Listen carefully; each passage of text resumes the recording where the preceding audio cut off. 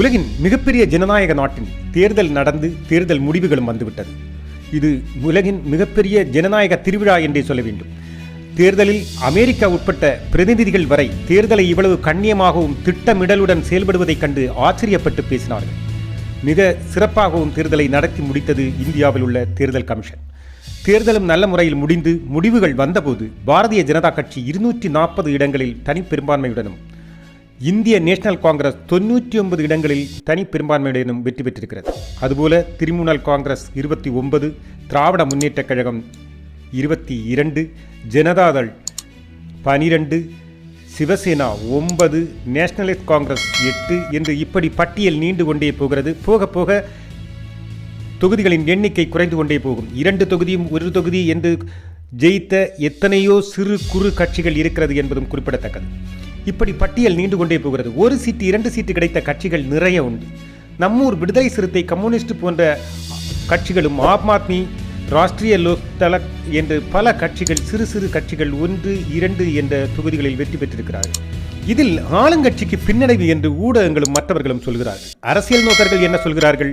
10 வருடம் ஆட்சி செய்த பின்னும், மக்களின் விருப்பு வெறுப்புகளை எதிர்கொண்ட பின்னும் 244 தொகுதிகளில் தனி பெரும்பான்மையுடன் வெற்றி பெற்றிருக்கிறார்கள் இவர்கள். அது மட்டுமல்ல, நாட்டில் உள்ள 75 சிறிய பெரிய கட்சிகள் சேர்ந்து கூட்டணி அமைத்து, அதுவும் மிகப்பெரிய மெகா கூட்டணி அமைத்து எதிர்த்த போதிலும் இவ்வளவு தனி பெரும்பான்மை இவர்கள் பெற்றிருக்கிறார்கள் என்றால் இப்போதும் அந்த கட்சியும் ஆட்சியும் மக்களிடம் செல்வாக்குடன் தான் இருக்கிறது என்று கூறுகிறார்கள் அரசியல் நோக்குநர்கள்.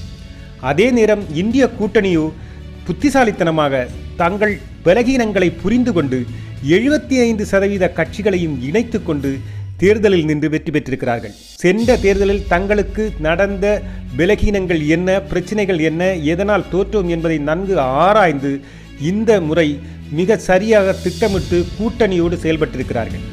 இப்போது ஆட்சி அமைக்க போட்டியிடும் நிலைக்கு அவர்களும் உயிர் தெழுந்திருக்கிறார்கள் என்றே சொல்ல வேண்டும். ஜனநாயகம் என்றால் இப்படித்தான் இருக்க வேண்டும். எதிர்கட்சி ஆளுங்கட்சி என்ற போட்டியிடும் அளவு இரு கட்சிகளுக்கும் வலிமை பெற்றிருந்தால்தான் ஒரு ஜனநாயக நாட்டில் சிறந்த சட்டங்களும் திட்டங்களும் உருவெடுக்கும், மக்களின் வளர்ச்சியும் சீரான வேகத்தோடும் முன்னேற்றத்தோடும் இருக்கும் என்றும் எதிர்பார்க்கலாம். இங்கு ஒன்றை கவனிக்க வேண்டும். 75% கட்சிகள் ஒன்றிணைந்து தேர்தலில் நின்று வெற்றிகளை பெற்றபோதும் அது ஆட்சி அமைக்கும் அளவுக்கு ஆன எண்ணிக்கையில் வெற்றி பெறவில்லை என்பதையும் நாம் பார்க்க வேண்டும். ஆக ஆளுங்கட்சியை மக்கள் ஒட்டுமொத்தமாக ஒதுக்கவில்லை என்பதையும் இங்கு கவனிக்கத்தக்கது. INDA கூட்டணி சொன்னது போல் ஆளுங்கட்சி தேவையற்ற இயலாத வருடத்திற்கு 1 லட்சம் ரூபாய் போன்ற இலவச வாக்குறுதிகளை அதிகம் கொடுக்காமல் போனதும், இவர்கள் அப்படி கொடுத்ததும் ஒரு காரணமாக இருக்கக்கூடும் என்றும் அரசியல் நோக்கர்கள் சொல்கிறார்கள். இதுபோன்ற சில வாக்குறுதிகள் கூட இப்படி திசை திருப்பி இருக்கலாம் என்று சொல்லும் போதும் INDA கூட்டணியின் புத்திசாலித்தனமா, மக்களின் ஏமாறும் திறனா என்று தெரியவில்லை. சரி, இனி ஆட்சி அமைக்க வேண்டுமென்றால் எப்படி ஆயினும் கூட்டணி ஆட்சி தான் அமைத்தாக வேண்டும் என்ற நிலையில் தான் இருக்கிறது. அதுதான் சாத்தியமும் கூட. தனி ஒரு கட்சியால் பெரும்பான்மையான செயல்பட்டு ஆட்சி அமைக்க இயலாது என்பதும் தெளிவாகிவிட்டது. எனவே சிறு கட்சிகளின் ஆதரவு தேசிய கட்சிகள் எதிர்பார்க்கும் நிலையும் நிர்பந்தமும் வந்துவிட்டது என்று சொல்ல வேண்டும். இது ஆரோக்கியமானதா என்றால் நன்மை என்பதை விட பல எதிர்வினைகள் தான் நிறைய உண்டு என்று சொல்லலாம். ஏனென்றால் எந்த சட்டமோ திட்டமோ நாட்டு நலன் கருதியோ அல்லாமலோ செயல்படுத்துவது என்பது அவ்வளவு எளிதாக இருக்காது. எந்த சட்டம் அல்லது திட்டம் நிறைவேற்றும் போதும் இந்த ஆதரவு கட்சியின் ஒப்புதலும் திருப்தியும் டிமாண்டுகளும் முக்கியமானதாக மாறும் நிலை வந்துவிடும். அது ஒரு செக் போஸ்ட் போல இழுபறியும் நிலைகளைத்தான் உருவாக்குமே ஒழிய சுமூகமான நிலையை உருவாக்காது. ஆளுங்கட்சி 240 தொகுதிகள் வென்ற நிலையில் ஓரிரு கட்சிகளின் ஆதரவுடன் ஆட்சி அமைத்தால், அந்த ஓரிரு கட்சிகளை சமாளித்தால் போதும். அதுவே பெரும் தலைவேதனை தான் இருந்தாலும் அந்த ஓரிரு கட்சிகளை சமாளித்து நடைமுறையில் செயல்படுத்த முடியும் என்பது ஒருபுறம் இருக்கும்போது, அதே சமயம் 99 தொகுதிகள் வென்ற எதிர்கட்சி ஆட்சி அமைப்பதற்கு சிறு குறு என்ற 10க்கும் மேற்பட்ட கட்சிகளின் ஆதரவு பெற வேண்டிய கட்டாய சூழ்நிலை வரும்.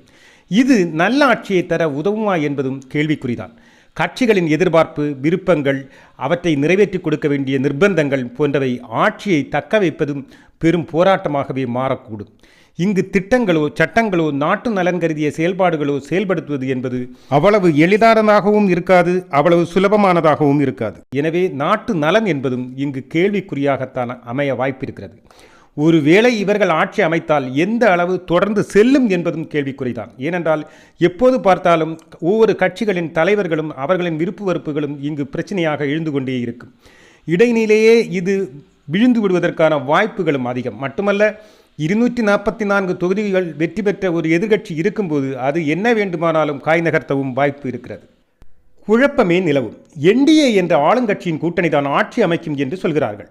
வாய்ப்பு 3வது முறை மோடி அரசுக்கே செல்லும் என்றும் சொல்கிறார்கள். அப்படியெனில் ஜவஹர்லால் நேருவுக்கு பிறகு 3வது முறை ஆட்சி அமைக்கும் அரசு மோடி அரசாகத்தான் இருக்கும். அதன் பெருமையும் மோடி அரசுக்கு செல்லும். 1962க்கு பிறகு 3வது முறை வரும் அரசு எது என்று கேட்டால் இந்த அரசாகத்தான் இருக்கும்.